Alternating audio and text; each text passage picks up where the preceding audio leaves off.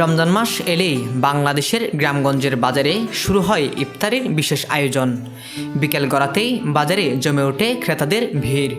Hotel, চায়ের দোকান থেকে শুরু করে অস্থায়ী ইফতারের স্টলে চলে বাহারি খাবারের প্রস্তুতি। শহরের তুলনায় গ্রামীণ ইফতার বাজারে থাকে ঘরোয়া পরিবেশের এক বিশেষ আমেজ, যেখানে ঐতিহ্যবাহী খাবারের স্বাদ আর আন্তরিকতা মিলেমিশে একাকার হয়ে যায়।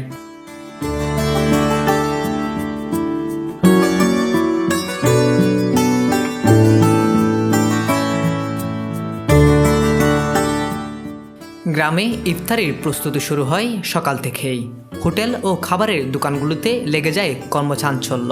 কেউ ছোলা ভিজিয়ে রাখছে, কেউ পেঁয়াজুর বেগুনির মিশ্রণ তৈরি করছে, আবার কেউ ব্যস্ত জিলাপি ভাজার কাজে।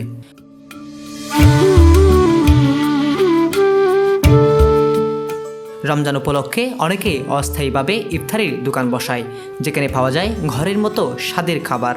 এসব দোকান স্থানীয়দের কাছে বেশ জনপ্রিয় এবং ইফতার বাজারে যোগ করে এক ভিন্ন মাত্রা।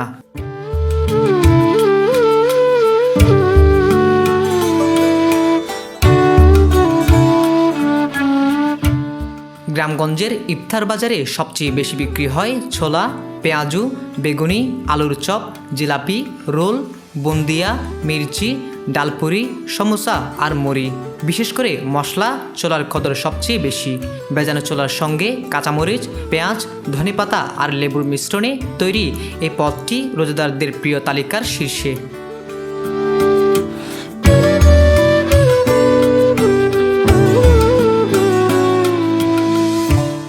ইফতার বাজারে ফলমূলের চাহিদাও কম নয়।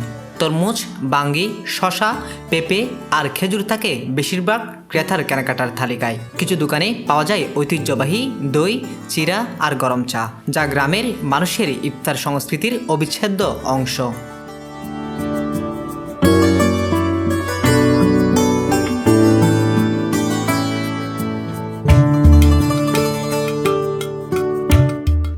গ্রামাঞ্চলের ইফতার বাজার শুধু খাবার কেনাবেচার জায়গা নয়, এটি এক ধরনের সামাজিক মিলন মেলা।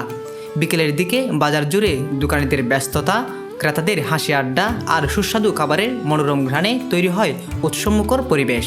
রমজান মাস গ্রামের মানুষের জীবনে নিয়ে আসে এক অন্যরকম আনন্দ, সৌহার্দ্য আর সম্প্রীতির বার্তা।